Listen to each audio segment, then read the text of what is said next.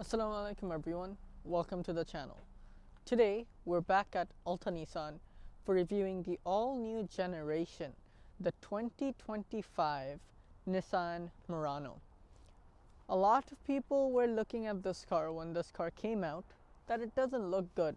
I do agree, it does look like a fish. But new cars come out, they take time to grow on us. So today we have the Nissan Murano. This is the all-new generation. So let's talk about all of the stuff you need to know. Nissan. Nissan is a Japanese automobile manufacturer that are building cars from a long time. But let's talk about the history of Nissan. From the start, Nissan wasn't the name of the company. It was Motor Car Works, and that started at 1911. Nissan word, this Nissan company, at 1926, the company named Nissan was started. They started building cars from 1911, but at 1926, they changed the company's name from Motor Car Works to Nissan. And Nissan is now one of the most popular Japanese automobile manufacturers that are building cars. The Nissan Murano is not the flagship. This is two steps below the flagship. So the SUV lineup of Nissan starts with the Nissan Kicks, then it starts with the Qashqai, then it goes to the Nissan Rogue, then it goes to the Pathfinder. But before the Pathfinder comes with the Nissan Murano, and the top of the line flagship variant is the Nissan Armada. This is the fourth generation of the Nissan Murano. You can see the older generation, so the generation before that is right there. In my opinion, the previous generation looks way better, but when that generation came out, no one liked it. When this generation came out, no one liked it. I don't know if it's gonna grow on us or no, but it's in the future. If you look at the front of the car, Nissan finally brought their split tail light technology to the all-new Murano. So this is your main lights. These are your daytime running lights that slowly go with the black grille. You have the Nissan logo at the front with the number plate slot. You have the Murano written here, but as this is a brand new car, that's why it has the white wrapper on the hood and it's a bit dirty. But as this was the new units of this country, that's why it's very rare to find these. But let's start by showing you guys the key. The key is different from the previous generation, but it's similar as the Nissan Rogue now. You have the Nissan logo, you have the remote start, lock, unlock, trunk opening, and panic button. For the front of the car, there's a lot of things missing. The car's 360-degree camera that stays here. This car doesn't have it. The top of the line Platinum variant gets it. But let's get inside, let's turn on the headlights, and let's show you all of the other stuff.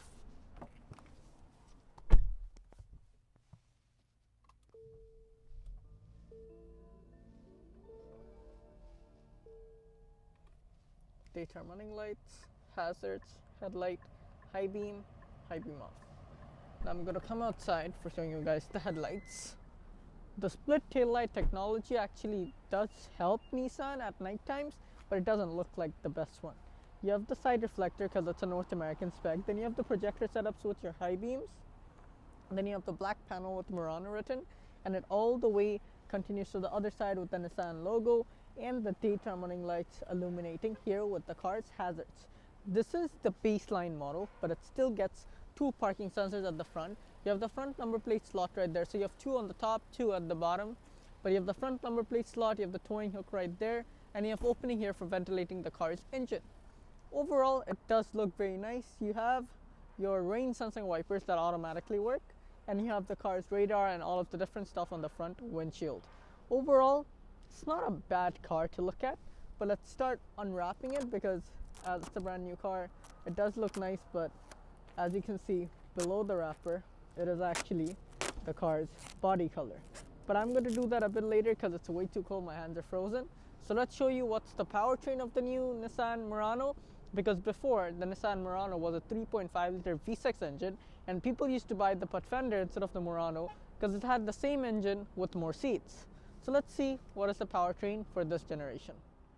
So let's open the hood. You have to do that from the driver's side, and let's do that first, and then I'll talk about the engine. One thing that's good is the Nissan Murano gets a smaller engine than before, and it actually produces more power than before. So let's open the hood first. The hydraulic struts are going to get the hood up. So before I show you this engine, let's start from the SUV lineups of Nissan. The Nissan Kicks is the smallest variant that Nissan sells. It's not a SUV, it's a crossover, but if you look at the lines, it is a SUV lineup. This is the Nissan Kicks. That's the smallest variant that Nissan sells. That car gets a 2-liter engine. And then the Qashqai gets a 2-liter engine. Then the Nissan Rogue gets a 1.5-liter 3-cylinder engine. And then comes the Murano. The Murano was a 3.5-liter engine before, but now it's a 2-liter 4-cylinder turbocharged engine that's producing 241 horsepower and 238 pound-feet of torque. And it is taking the entire power to the 4 of the wheels, but the baseline SV model gets front-wheel drive only. If you look closer, this is your massive intake. It takes the air here and then it pumps it inside the turbo. You have the Nissan logo right there. I mean, the engine doesn't look that nice, but at the end of the day, it's just a normal car. You have the insulation on the top, and with this engine, you get a CVT transmission. It's overall not bad in my opinion, but it's not the best. So let's close the hood, and now I can show you the car's side profile. As we are in the side profile, you can see the car has developed itself from the previous generation. The previous generation is big, but it does look a bit small in terms of size. But this new generation looks more like, it feels like the car has gotten more fatter. If we start looking from the front, the fenders are okay-ish, but it doesn't have as much body lines as the Nissan Rogue does. But these are the wheels for the baseline variant. It's pretty nice, blacked out wheels. It's not bad. And these wheels are overall 255 55 R20s with double Osmo suspension and coil springs. The front brake thickness is 13.8 inches. If you get up from there, it has black mirror caps, blind spot monitoring, but the platinum variant will get 360-degree camera. You have the chrome all the way till the back of the vehicle. That's nice.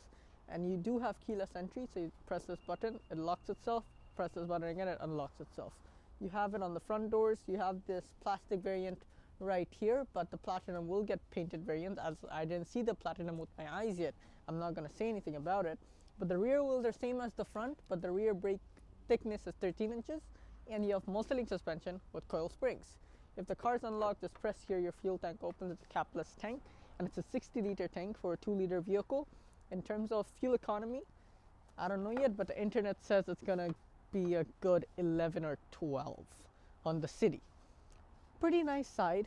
The coolest part is this is the SV variant, the baseline, but for a baseline car it's not bad.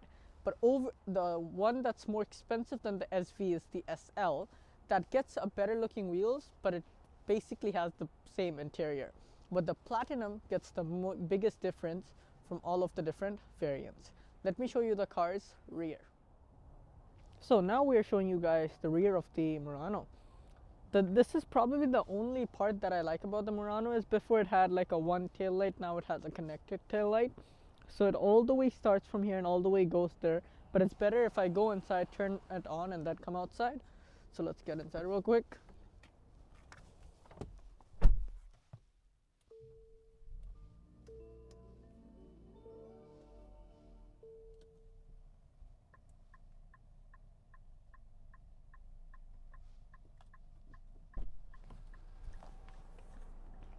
So if I come outside and start, so the lights start from here because you have the side reflector, and then the LED tail lights turn on here. You have the hazards over there obviously, but all the way continues. You have your reverse light there, and then it all the way goes there with the Nissan logo at the center, and there's a button here for opening the car's boot, and it all the way goes to the other side. It's pretty nice in my opinion.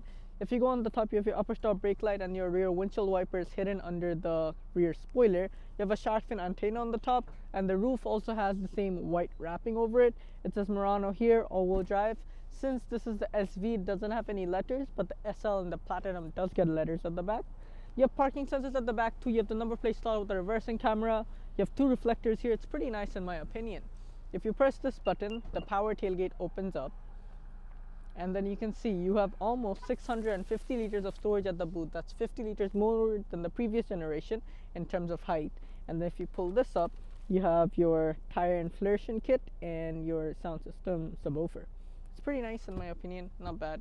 You can fold down the seats with the 60-40 distribution. So if you just pull this, there goes one. If you pull this, there goes one. It's a nice 60-40 split.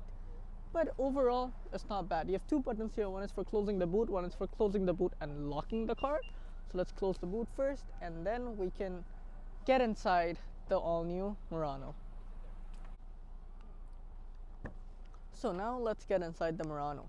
It has a very wide opening. It's a 90-degree angle. Opening's pretty wide. Since it's a brand new car, it has a lot of packaging, but I didn't open anything yet. And the car doesn't even have floor mats for the meantime. Seats are really comfortable, but let's get the 60 up because it's a 60-40 distribution. Seats are very comfortable in my opinion. You have enough knee room, enough headroom, and then you have some seat pocket nets here, but you don't have anything there. You have a center armrest that comes down. Just give me 1 second, my hands are slippery. 2 cup holders, I think pen or change holder. You have 2 AC vents at the back with 2 USB-C types. It's overall pretty nice. But the Platinum variant does get privacy blinds, and the Platinum variant gets rear heated seats, but this car doesn't get it. But you have ISOFIX anchor points at the back, that's very nice. And that's pretty much it for the back. You have some light placements here that's touch sensitive, so if you just touch it, it turns on. But now let's come to the car's door. But the seats are really comfortable. You have your door handle with your lock and unlock. It's pretty nice how this trim goes. The window opener is here, and then you can see the rear windows doesn't go fully down, but it has privacy glass. So this is your grab handle, bottle holders, and your speaker. And the top of the line Platinum variant does also get Bose sound system. It's pretty nice overall, but let's go and check out the car's front. Seats, obviously. So for the front of the car, you can see the entire dash is different from the previous generation. You have the 12.4, 12.4, 2 different screens for your digital driver's display and digital infotainment system. It has this very nice layout. You have the AC vents at the center with the one over there. You have this nice glove box with decent amount of room. And then this wooden panel starts from here and all the way comes till here, where you have your start button, your climate control buttons, and your fan speed. It says Murano right here with gloss black treatment. You have your buttons here and your button here for your volume. And it's a brand new car, everything's wrapped. You have a wireless charger here with 2 USB-C types, and you have your gear knob here with your drive mode selector, your cameras, your auto start stop, key holder, cup holder, and a decent amount of storage space under here. The seats are fully leathered for the baseline variant as well. It's really comfortable. Both of the seats are powered. The car has side airbags at the seat as well that do help in the long terms. And if you look at the top, the car doesn't get a panoramic sunroof, but the SL starts with a panoramic sunroof. You have nice vanity mirrors with the light. You have a sunglass holder placed here and some light placements here that are touch sensitive. It's very nice overall. Now let's look at the car's display, but you have a little storage area under here. Foot on the brake, pressing the start button, and then you can see the car turns on. It does a nice animation at the driver's display, but the center display just turns on like nobody cares about him. But let's talk about the technology and all of the different stuff. This is the same screen that the Rogue, the Kicks, everything else gets, but it's just in the Murano. That's the only difference. It's very easy. You have Apple CarPlay, Android Auto. You have your normal Bluetooth. You have your clock. So this is your home screen. These are your widgets. So FM, these are for your Apple CarPlay. That's for your Bluetooth. That's for the time and the date. And then you can add more users. You can add more widgets. If you just press on the plus, you can add a lot of different stuff from there. But as we're not going to add widgets, let's look at the car's systems. So first of all, if you go in the climate settings, you have your different climates that you can control from this button, and the wind speed from here too. The front both seats are heated, like I mentioned before. It's very nice how everything works. If you get out of here, you can go on phone, and then you can connect your Bluetooth obviously, but the car does not get its own navigation system. But this is the rear view camera. So foot on the brake, pressing the start button, and then turns on. It has adaptive guidelines, but the quality isn't the best, to be honest, but it's not bad. I mean, it's overall a pretty good display layout. Now let's come here. So the steering wheel is completely leathered. It's heated. You have some touch sensitive controls here and here for this screen. You have your high beam and your hazards here, and then you have your windshield wiper controls here, and the blast is actually not bad. Like, it cleaned out the entire windshield in like a few seconds. Now let's come to the car's driver's display. The driver's display is pretty nice, but let's start it from the beginning so you can see that animation once again.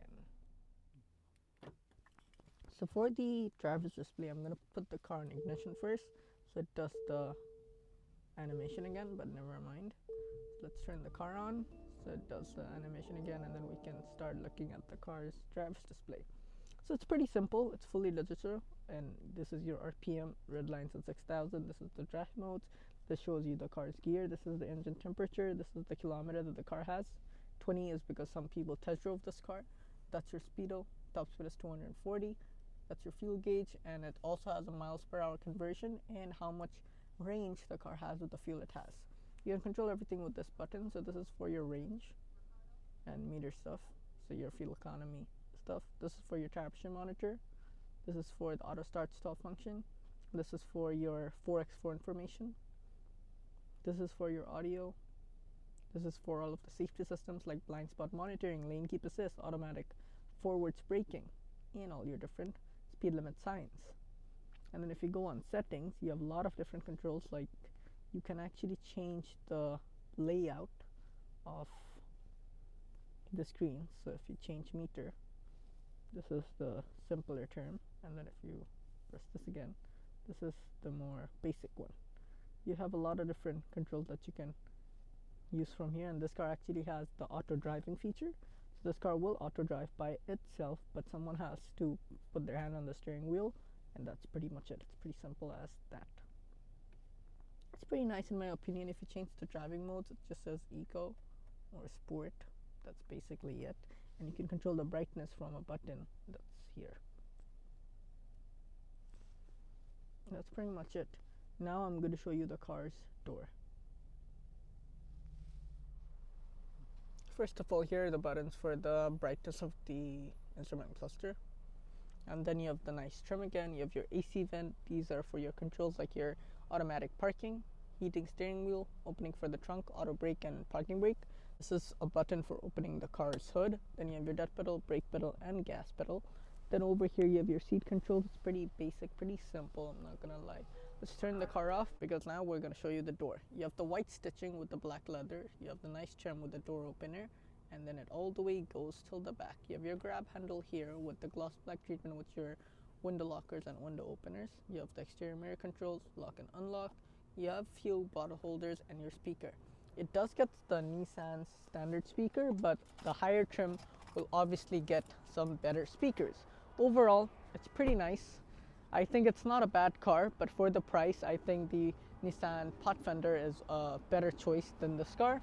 But it all depends on you. If you like the car, make sure you contact Alta Nissan. I'm gonna put Osman's and Ahad's information at the description. Thanks to Ahad for always arranging the cars and Osman for helping me out. And that's pretty much it for today's video. Until then, I'll see you next time. If you liked the video, make sure you hit the like button. Don't forget to subscribe. Until then, I'll see you later.